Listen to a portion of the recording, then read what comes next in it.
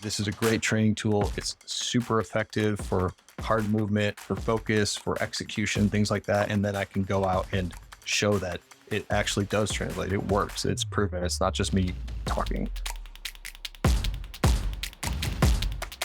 Hey y'all, I'm Ryan Devlin, and welcome to the Struggle Climbing Show's Pro Clinic on all things Moonboard with the Master of Moon, the King of Crimp, the Sultan of Snap, Ravioli Biceps. Whether you're obsessed with the board, or perhaps more like me and just starting to explore it as a training tool and a fun way to engage with the climbing community, Ravioli is here to break down common challenges and offer up pro tips for beginner, intermediate, and advanced climbers as it relates to training and performance on the most challenging 8x12 section of plywood on the planet. So while many of you listeners are probably familiar with the Moonboard, I think it'll be helpful to offer up a quick overview for those who are just discovering this somewhat mysterious chapter in the dark arts of climbing. Created and named after the legendary climber Ben Moon, the Moonboard came out in 2005, I think, but it's really picked up steam in the last handful of years due to its features of being able to connect climbers across the globe. The 8-foot by 12-foot board overhangs at 40 degrees, which when you watch the videos, you're like, oh, that looks totally doable. And then you get on it and you're like, oh my God, 40 degrees is really hard, at least for me. And of course, the board is set the exact same, the same footholds and the same handholds, whether you're climbing in your local gym or in South Korea. And it's that standardization that's made the board so popular and also such a great tool. Today's guest, Ravioli Biceps, is the absolute guru on all things Moon. Ravioli's done more than 4,000 problems on the board, including all of the 400 plus benchmarks on the 2016 set. He has consistently sat at or near the top spot of the Moonboard rankings for years now. At the time of recording this, he is holding the number 6 spot in the US. And for reference, Jonathan Segrist is at number 25, and this podcast host is coming in strong at the 19,035th spot. I'm new to the game though, guys, so put a little bullet next to that 19,000. Today, Ravioli covers everything from the infamously sandbagged grading of the Moonboard to how to best utilize the board to prep for an outdoor proj, to demystifying the board for those who have walked past it at their gym 100 times and never pulled on.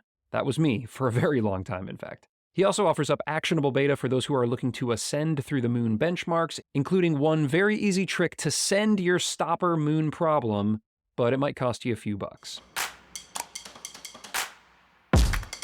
This Pro Clinic's made possible by patrons of the show. If you're a patron, thank you. I love you. You get access to this entire episode as well as the growing library of Pro Clinics and, of course, early and ad-free episodes. If you're not a patron, I still love you, and I'd love for you to consider joining the struggle community, and I will tell you more about that in a little bit. But first, let's dyno up to K18 with Ravioli Biceps.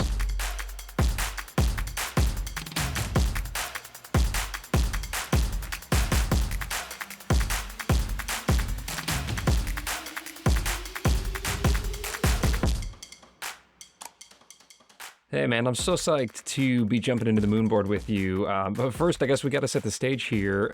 Typically, I'd be catching you at the gym or, J-Star's garage or something like that. But you are in Bishop right now. It looks gorgeous out there. And I just saw you posted that you ticked the proj on day 1. Direction V13. Dude, that's so mega. And, I want to hear a little bit about that, but I want to understand how you've prepared for it. I'm assuming it's been on the Moonboard quite a bit.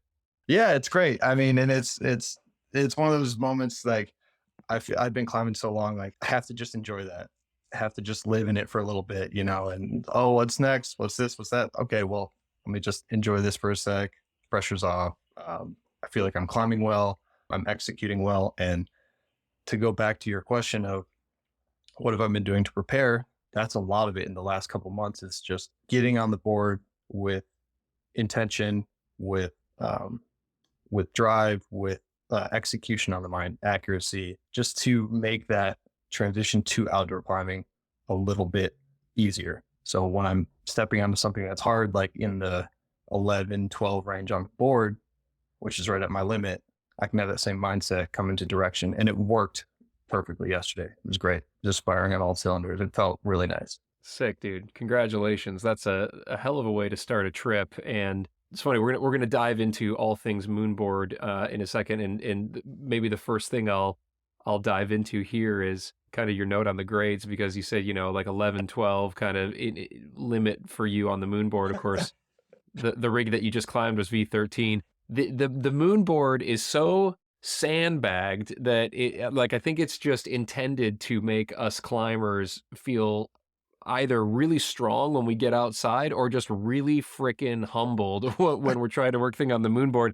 Or is that just my perception of it? I mean, do you feel that grades on the Moonboard are more challenging than what you would find in the wild? Oh yeah, and there's no better jumping off point to talking about a moon board than talking about the grades, right? It's just number one in the room. I really find that I just let go all grades. Just okay, I know I've been climbing on the board so long. I just know where it gets hard and where it's doable, what's in the realm, what's right at my limit. And it just at this point for me, it's problem by problem, like set by set, whether I'm setting or I'm trying to do something that someone sent me or someone set. It's just I really focus on the individual problem. And I think you can do that at all levels. We can go into it a little bit further. But yeah, specifically from 2016 to 2019, I think everything above V10, 7C plus on the 2019 set is just okay. It's Wild West. Like it just seems like that is it's a hard cap. And if I do something, even though I feel like I can climb harder outside, I feel like my limit's a little higher. If I do something harder than a V10 on the 2019 set, I'm so excited. It's a huge session for me. Yeah, that's rad. I like that you kind of have a perspective that like the Moonboard is its own thing, and it doesn't necessarily need to perfectly equate to grades that are outside. I guess before we get specific on the Moonboard, what is it about the Moonboard that has made you so psyched, that draws you to it compared to other boards out there, other styles of climbing, set problems, spray walls? You live in Vegas, you've got your fair share of incredible rigs out in nature. What is it about the Moonboard that's so special? I've always been a fan of spray walls. Jonathan has a great spray wall, and where I started climbing in Chicago, at Hidden Peak underneath the gymnastic gym, it was just a big spray wall. We used to make things up, or there'd be things that would be taped. There'd be these big, long sequenced, traversing up and down figure eights to get ready for the Red River Gorge. And I've always been attracted to just a bunch of holds on a wall and figuring out, okay, what did we do last time? Let's set something. So that's always been something that's been appealing to me. I think the Moonboard just hits on a bunch of different levels for the versatility, for like the universal nature of setting and being able to connect with people from all over the world. That I would never have such a close connection with all of these South Korean climbers if it weren't for the board, or connecting through Instagram, or trying each other's problems and things like that. So that community aspect is huge. The creativity and being able to try other people's sets. When I get people that send me things, oh, I get so excited. If I get a message that's, hey, I just set this thing, it's my first set, do you want to check it out? I'm like, yeah, absolutely. That's what it's all about. People adding, people having the buy-in, getting excited. And then specifically for me, for like training purposes, it gives my fingers the feeling of campusing without the monotony of campusing. And it gives my core a good feeling of getting worked and engaged in a way that sometimes commercial gym sets don't give me. Yeah, I really like that community aspect about it as well. And I'm a total noob when it comes to moonboarding, so we should probably establish that right now. I've only been really just fiddling around on the Moonboard for less than a year. And I don't know, maybe for the past 6 months, I've tried to work maybe one board day into most of my weeks of training for that finger power, like you touched on. We can talk a little bit more about the benefits and that kind of thing. I've got pretty weak fingers. I'm more of a long, pumpy endurance style climber. So, my coach that I'd been working with at Lattice has suggested that I get on a board one day a week. So I've been working on the Moonboard. We'll talk a little bit about my struggles as we get into the case studies here in beginner, intermediate, and advanced. I'm squarely in beginner. But I do like that community aspect that you touched on. I like the universality of the moon board. But before we get into specifics, I'm wondering, because it has taken me a long time to discover the moon board, and I just walked past it, every time I went into the gym, and I see a lot of people doing that as well. It can feel a little intimidating, I guess. And so I guess my first question for you, Ravioli, is who is the moon board for? Yeah, the moon board is for everyone. And I think you hit on something that I wanted to talk about anyway, saying that you had walked by it and maybe had a curiosity, looked at it, thought, I don't really know what's going on. It's kind of like I'm looking at a poster in a different language or something, like what's happening. And I think beginners have that when they walk into a gym and they see like a pegboard or a campus board or all these little symmetrical things and colors and tape and things like that. So, yeah, one of my goals always on the board is to, if someone walks by and they look, or they come up and they have a question, I always try to get people the information, get them a little bit of buy-in. So yes, I think the moon board is for everyone. I think it's really just still in its infancy, and that's a really exciting place to be. And like you said, when we go into beginner stuff, I have some tips for understanding, learning, but I think it's on the people that are listening, your audience, if they're just more knowledgeable about the board, they've been on it, they spent some time. It's on everybody to teach and get people in and make a space for them. Hell yeah. Well, look, your positivity and your psych for all things moonboard is just it's contagious, and it really makes you a fantastic ambassador for the board. So before we jump in, though, and we're about to dive into some of your great tips for beginner, intermediate, and advanced. But before we do, this is the Struggle Climbing Show, Ravioli. So we have to start with Struggle Man. And as dominant as you are on the board, surely you can dig deep and find a struggle. What is your biggest struggle, or where have you struggled with regard to the moonboard specifically? Yeah, and I'm someone who has an undying love for pain and suffering. So we can look at it through that lens as well, where I do enjoy the struggle. So specifically what I have written down here and identified as my struggles on the moonboard, when I moved from 2016 to 2019, on the 2016 set, I felt like I had very strong fingers, which I always identified as a weakness of my climbing for years and years. I have big fingers, big hands. I like big, powerful moves, steep things. So I was like, I don't know if I can do this micro crimping and things like that. I did well in that on 2016 just by brute forcing consistency on it. And when I moved to 2019, it has these small pinches and big moves, big accurate moves on a lot of the benchmarks. Really small thumb engagement on certain wood holds. And I was struggling on power while like really stretched out, like being explosive while at my span limit. Something I had to work on, like just one arm pulling. I had to work on that. That was a weakness early on. I've gotten better with it, but still a weakness. My shoulder mobility is pretty good squared to the board, but when I start getting twisted, doing like, a cross under, like a deep cross under, or like a deep cross under to like a rollout, I find like my shoulders not to be as strong in those positions. So things I'm working on and just understanding as I get further along and like deeper into the 2019 set and certain moves like that I've been trying to focus on. Yeah, it's great that it just forces whatever style climber you are, there's going to be a benchmark on there that's going to force you out of your comfort zone and into working on different things that you need to in order to become a better climber. Let's dive in. Let's talk about beginners first. Squarely put myself into this category of beginner.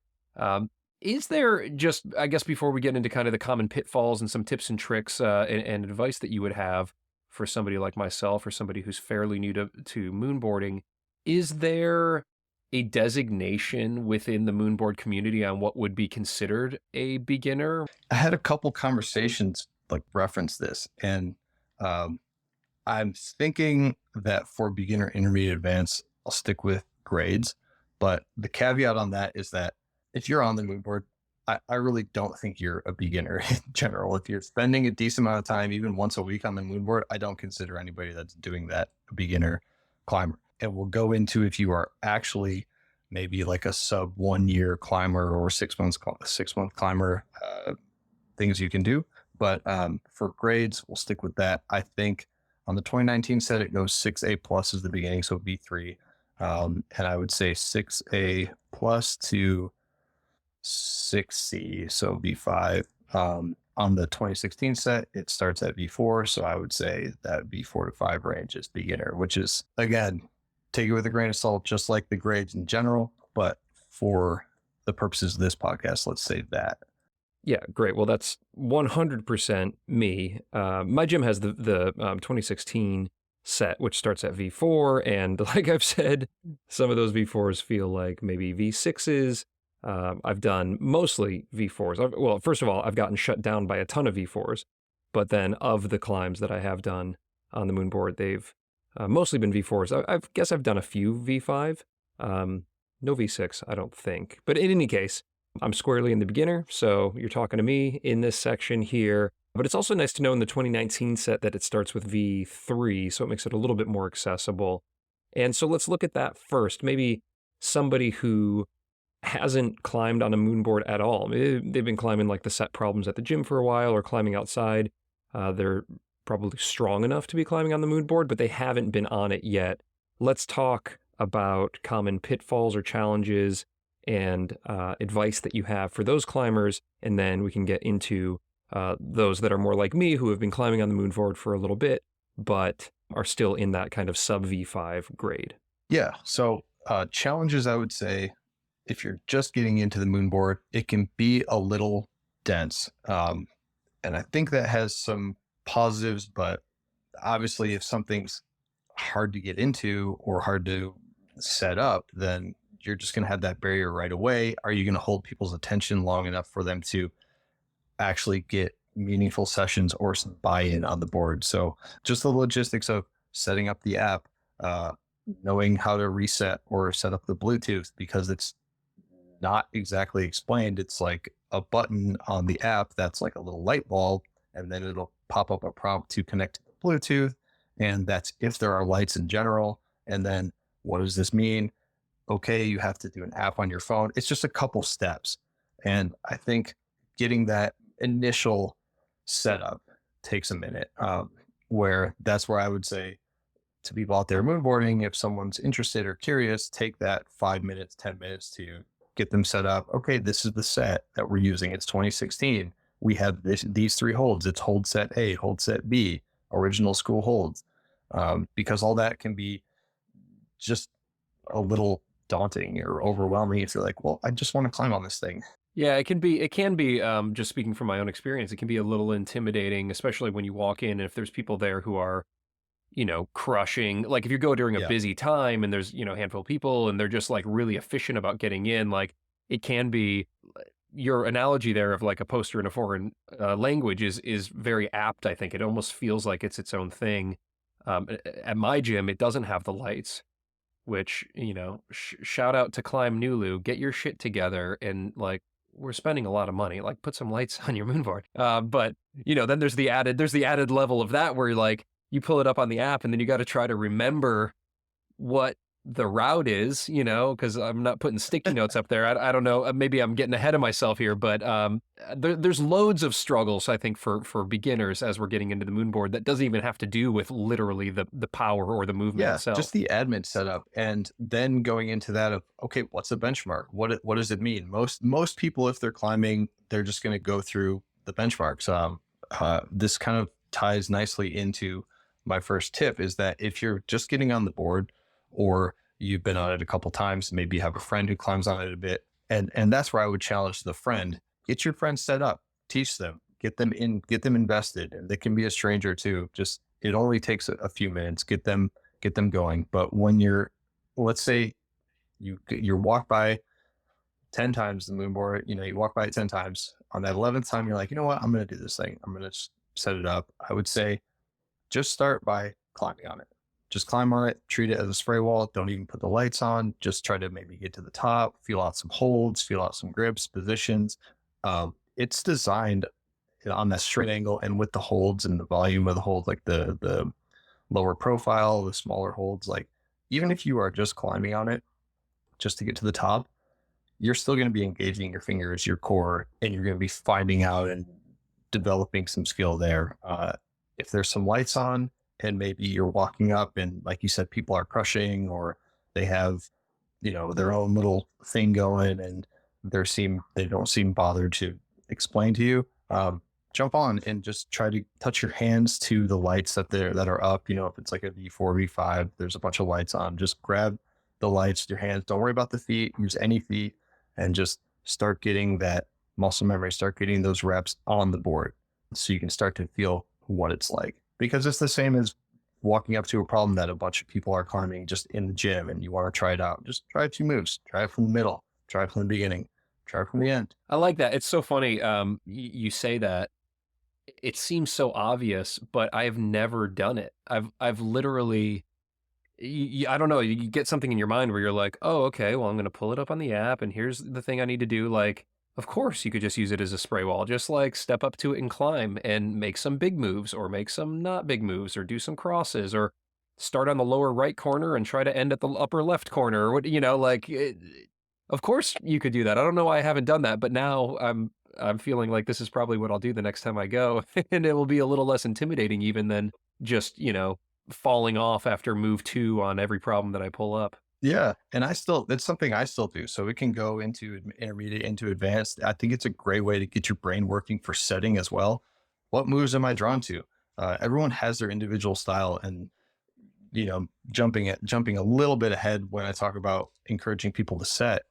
I want everyone's perspective on the board. So if you're naturally like, oh, I love doing big crossover moves, or I like starting with an undercling and doing a small move set up to a big move, like these are things that, I've climbed so many problems on the Moonboard that I get done climbing them and I'm like, I never would have thought of that. This is great. It's amazing. So it's a great way to get your brain working if you're just kind of freestyling on the board.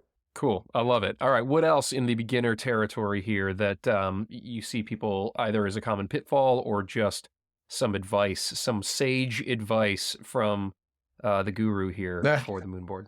Yeah. So once you're kind of in it, you have the app. It's maybe part of your training, part of your weekly. You do it once a week, twice a week. You're more up to speed with how everything works. I would say climb the benchmarks, but don't overlook the non-benchmarks. Sort by non-benchmarks, sort by most repeated. You'll start to get a lot of momentum in those problems.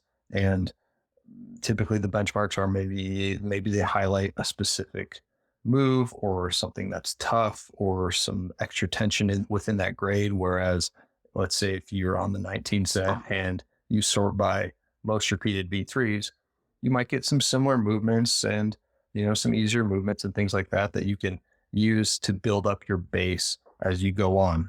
So what, just to pause there for a second, what makes a benchmark a benchmark?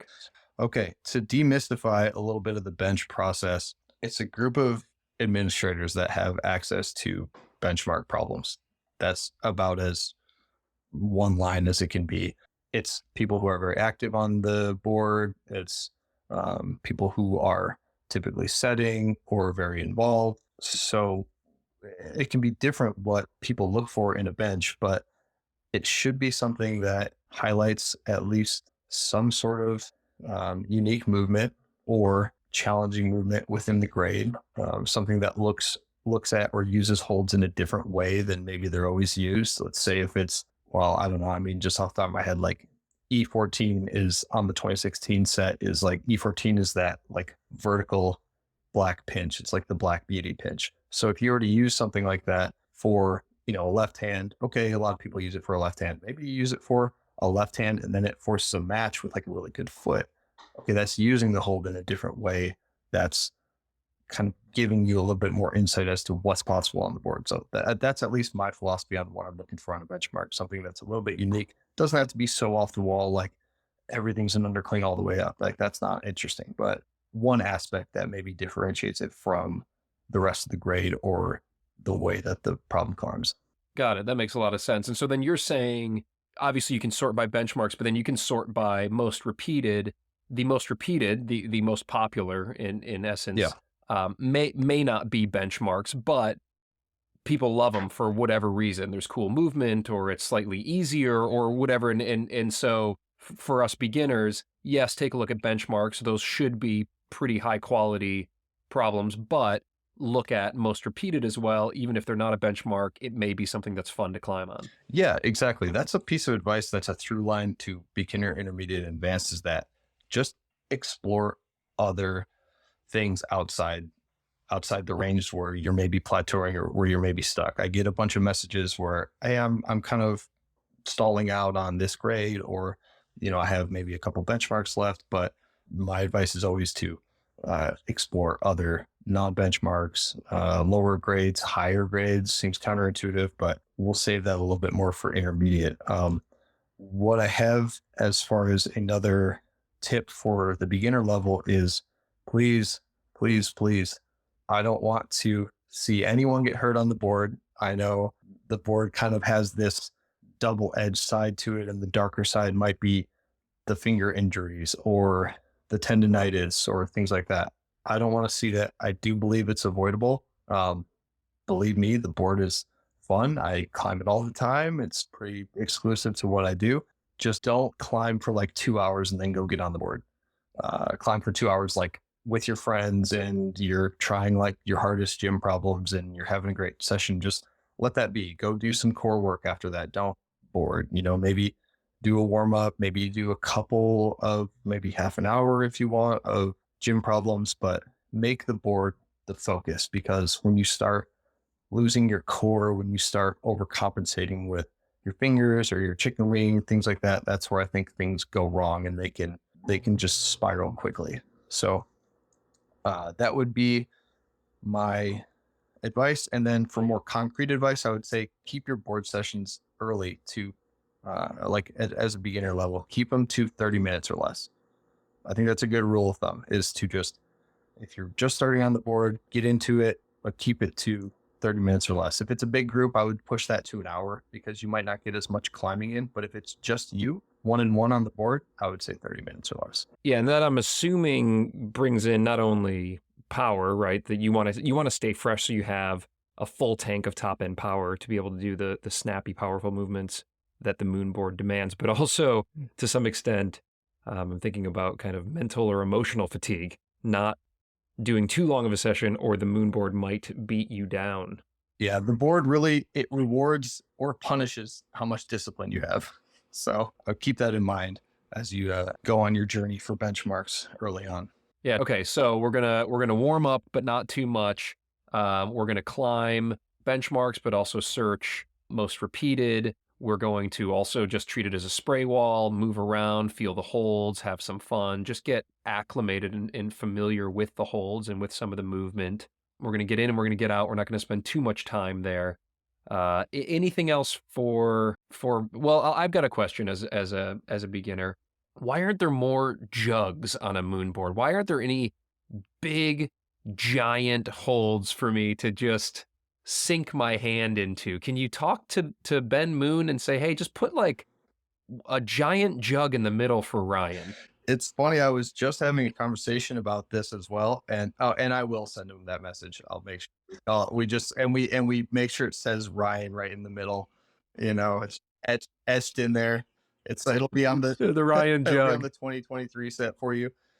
Thank you. Yeah, got you. But I think that the bigger the holds get, and comparing Moonboard problems to commercial gym problems, a lot of times you'll have a big hold, big satisfying hold in the middle, and you can kind of just let your core chill. Like, it can be loose, you're hanging on your arms, and you can maybe do this nice big satisfying move to the next, bright, rounded, satisfying hold to grab. And I think the bigger the holds get on the board, since it's such a defined space, you start to get more of that lax body feel. And that's not what the board is trying to accomplish. It's trying to accomplish that tension throughout every move.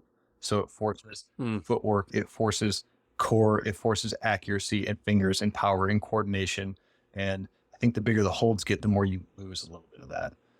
Yeah, that actually makes a ton of sense. I mean, I was just kind of joking, and you provided, I think, a really insightful answer there about that. The Moonboard is a specific tool that can be fun. It could also be miserable at times, I suppose. But at its core, it is training up very specific skills. And for me, to want to just have a big fat jug to rest on in the middle is a little ridiculous. But also, just thinking about my style of climbing, I seek, of course, what makes me feel a little bit more comfortable. And so the Moonboard pushes me out of that comfort zone, but that's what's good for me. And I think probably what's going to be good for a lot of people who are listening right now as well.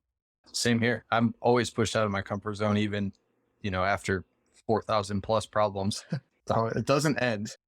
Shit. All right. Well, it's good to know that you're still getting pushed as well. So, Ravioli, is there anything else here in this beginner chapter that you want to cover before we dyno our way over to intermediate? No, I would say, and I'll encourage this at the end as well, but if you have questions or you have additional, things where, hey, it's just I'm the only person who moonboards in my city and insert XYZ place, and I have questions on this, shoot me a message. Like, I try to read everything, try to get back to everybody. So if you have questions or you have things, I'm happy to spend a few minutes and help you get on board. He'll even do a podcast for you if you reach out. So be careful. Be careful how much you put yourself out there, Ravioli. All right, let's talk about intermediate and what grades and experience on the Moonboard would you pin that at? So for grades, let's go 60 plus, which is like V5, V5 plus, to 7B, 7B plus, which is V8, V8 plus. All right, cool. So V5 to V8 plus or minus, and understanding, of course, that that's Moonboard grades, and the relative grade outside or on the set problems in the gym may be a little bit higher than those, at least in my experience, as we've discussed. But that's where you're at, and obviously at this point then, you've been climbing on the board a little bit, maybe starting to progress, starting to get that psych. Maybe I'm on the cusp of that myself. We shall see. I might need a few more sessions. But let's talk about this intermediate Moonboard climber and any common challenges or pitfalls that you see with that climber. Well, first off, I think this high-end beginner into intermediate is one of the most exciting places to be as a moonboarder. So welcome. You're in it. You're probably recognizing some names of setters. You're probably recognizing some videos, or you have maybe a group of friends where you're all trying similar benchmarks. Like, it's an awesome place to be. I would be careful because typically people who excel, and I was the same way, into 6, 7, 8, you're smashing through benchmarks. Oh, cool. I got all the 5s. I'm working all the 6s. I've done a bunch of 7s. Try not to. And that right there, my friends, wraps up your free intro to mastering the dark arts of the Moonboard with the master himself, Ravioli Biceps. I love this dude. There's another 30 plus minutes of beta, insight, and stoke that Ravioli drops on us for intermediate and advanced climbers, as well as circling back to some concepts that apply to all ability levels, including a little trick that he uses to send a stubborn problem when the board just isn't cooperating. He is such a good guy, and not only have I learned a ton from this chat with him, but I'm also incredibly psyched to get better at this thing that is truly my anti-style. I've been working on the board for maybe like 6 months now, kind of off and on, maybe one day a week, and honestly, I'm really seeing it translate to my sport climbing.